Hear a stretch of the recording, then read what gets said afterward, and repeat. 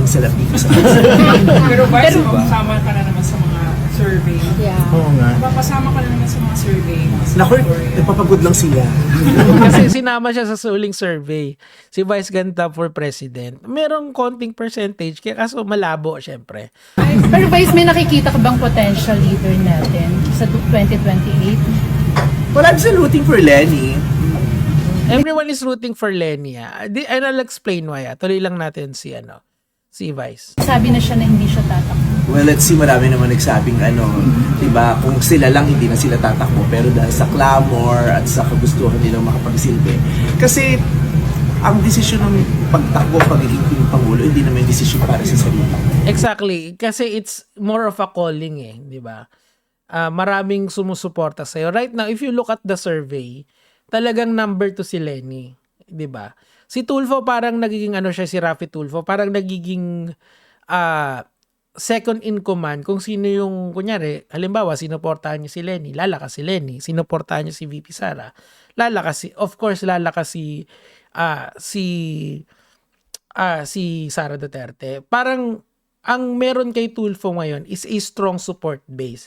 A secondary support base. Pero yung primary candidate sa pagkapangulo talaga, it's between Sara and Lenny at this point in time. Kami, siyempre ako, Trillanes talaga yung isa sa mga sinusuportahan ko ngayon. Alam nyo naman yan kasi parati ako nagva-viral pag si Trillanes.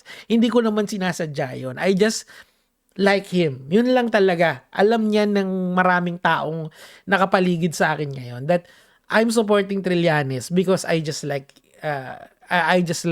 Sir Sunny. Pero when it comes to election math, I believe si Lenny talaga yung perfect candidate para lumaban kay Sara. Kasi end of the day, yung sistema natin of personality politics is still there. So, kung ang basihan natin is yung idea, yung fundamental idea that we are still in personality politics, kailangan talaga someone like Lenny will lead. Okay. Let Lenny lead quite literally dito. And I think may tulog si Sara. I'm not saying na mahina si Sara. I'm saying may tulog siya. May talo na. Kasi nga, na-reach niya na yung, yung voter base niya. Kumbaga, nasa limit na siya and pa-decline na nga. Diba? Tuloy natin. Diba? Kaya maraming taong naiiba yung desisyon nila kasi nare-realize nila na this is not just about me. It's destiny. Diba? This is not just about me. Ikaw pwede bang magbago din yung decision mo? Ay, hindi. Anyway, hindi naman tatakbo yan si Vice Ganda kasi nga, syempre, ibang demonyo ang politika. Ngayon, pumunta siya sa Naga tapos dumating si Lenny. Pakinggan natin. Ito. Love you, Madam Lenny. And magkita po tayo ulit sa campaign nyo. So, I believe etong etong nangyari dito basa ko lang to on a PR perspective. This is already a litmus test. Tinitingnan nila kung merong ganitong klaseng kasi ganito pag sa endorsement kasi kung sino yung itatapat sa iyo, mabuboost yung mabuboost yung reach mo. Kanya halimbawa nagsama si Vice tsaka si Lenny, hindi mabuboost yung reach nila. Kami ni Sir Sunny, wala. Kasi hindi naman ako kilala katulad ni Vice Ganda. Pero as mga talking points ni Trillanes, kung bakit siya yung karapat-dapat, pwede siguro, may ilalaban ko yun. Pero ito kasi, it's a different beast This is a semi-endorsement, a pseudo-endorsement na tinatawag. Meaning to say, pag dinikit mo si Lenny kay Vice Ganda, what's the effect? Okay. There is definitely an effect. Bakit? Kasi ngayon, we're talking about it So, there is a potential, di ba? Wala kang ginastos dyan na miski pisong duleng. Nagsama lang sila sa isang stage. Let's see what happens, di ba? Unlike, kunyari, yung PR machine ni Sara Duterte. Di ba, Sara Duterte, ako ay tatakbo bilang presidente, tas nakaganyo siya, nakablock siya. Ako, si Sara Duterte, di ba? Yun, it's galing yun sa isang PR manager na nagpapakita na sila ng show of strength. Dito kasi hindi It's more of a litmus test. Okay, what if tumakbo si Lenny? I-endorse siya ng someone like si Vice Ganda. Hindi yan natatapos. Kasi meron pa rin grassroots movements kay Lenny. I believe na ang mga Trillianista will set aside our fight for Sani Trillanes for president kapag tumakbo si Lenny. 'Di ba? Kasi miski si Sir Sani alam niya na si Lenny ang numero 1 sa mga progressives, 'di ba? So he would, I believe, set aside, 'di ba? Anyway, tuloy natin.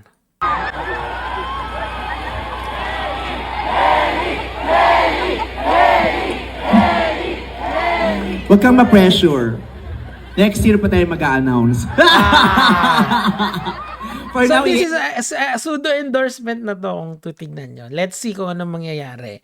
Kasi right now kasi neck to neck sila ni Sara Duterte. 'Di ba? Walang announcement si Lenny. Sabi ni Vice Ganda, sige. enjoy mo rin ni Madam Lenny ang Naga. Tama, deserve nyo naman yon, di ba?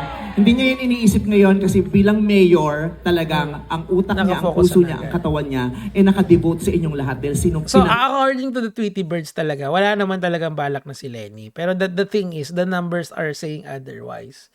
Lots of people are asking her to run against Sara Duterte. Kasi obviously naman, tangina, ang tatangan nyo kasi, nakikita nyo nang ginagago kayo ng mga Duterte, sige pa rin kayo ng boto, di ba?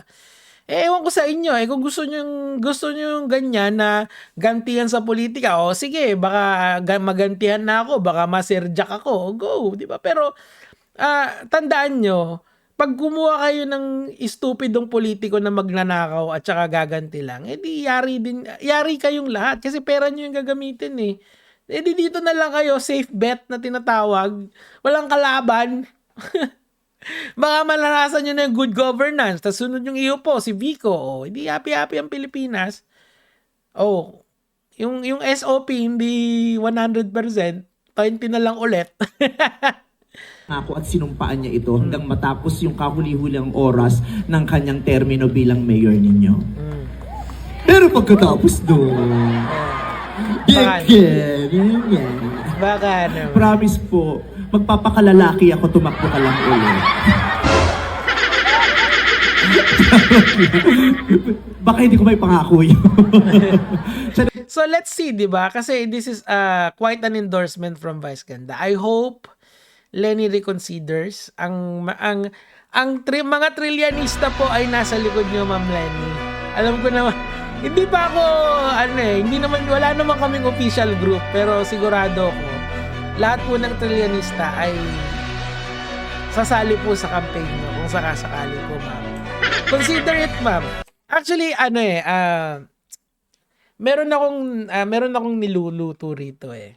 May message ko yung isang tao na I know na malapit kay Lenny. Sabi ko, Sir, ano yun nyo to? Tanggalin nyo yung copyright nito para may kiligin. Ano kaya yun? Abangan, malalim tong mga mangyayari sa bansa natin. And I'm really happy na I get a little piece of the pie. Anyway, maraming salamat sa pseudo endorsement, Vice Ganda. Let's see the numbers, gege mga lods.